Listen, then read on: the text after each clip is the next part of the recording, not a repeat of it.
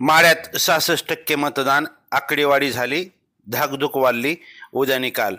माढा तालुक्यातील जिल्हा परिषद व पंचायत समितीच्या निवडणुकीत सरासरी 66% मतदान झाले असून मतदानानंतर उमेदवारांसह कार्यकर्ते आकडेवारीत दंग झाला असल्याचं पाहायला मिळालं. तर काही कार्यकर्त्यांमध्ये धाकधूक जाणवली, तर काही उत्साही कार्यकर्त्यांनी मतदानानंतर फटाके फोडत जल्लोष केला आहे. आता उद्या निकाल आहे. निकालाआधीच फटाके फोडलेल्यांमध्ये मतदारांनी कुणाच्या पारड्यात मतदान टाकले आहे आणि कुणाच्या नाही हे निकालानंतर कळेल. मग कुणाचा खरा बार उडणार आणि कुणाचा फुसका बार निघणार हे कळेल. मतदान सकाळपासून सुरू झाल्यानंतर मतदानाचा वेग कमी होता. सकाळच्या सत्रात जवळपास 18% तर दुपारच्या सत्रात 30% मतदान झालं होतं. मतदानाला दुपारनंतर वेग येऊन 66% गेलं.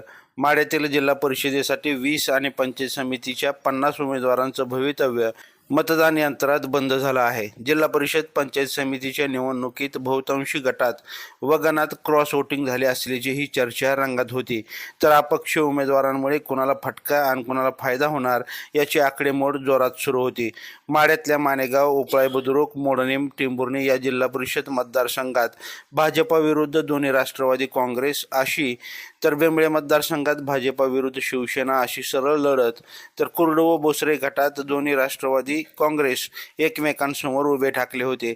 या निवडणुकीत विकास कामांच्या मुद्द्यावर प्रचार सभांमधून उहापोह न होता सभा आणि सोशल मीडिया आणि AI चा वापर करत एकमेकांवर आरोपांची धूळफेक करण्यात आली. या निवडणुकीत नेत्यांनी उमेदवारीसाठी पक्ष बदलले याची देखील चर्चा झाली. तर मतदारांना जे अपेक्षित होतं ते न मिळाल्याने देखील काही गटात व गणात मतदारांमध्ये मतदानाबाबत उत्साह नसल्याचं जाणवलं. सध्या तरी आकडेमोड झाले असून अंदाज लावला जात असून या निवडणुकीत यश मिळावं म्हणून कार्यकर्त्यांसह उमेदवारांनी देव पाण्यात ठेवले असून निकालाची उत्सुकता लागून राहिली आहे.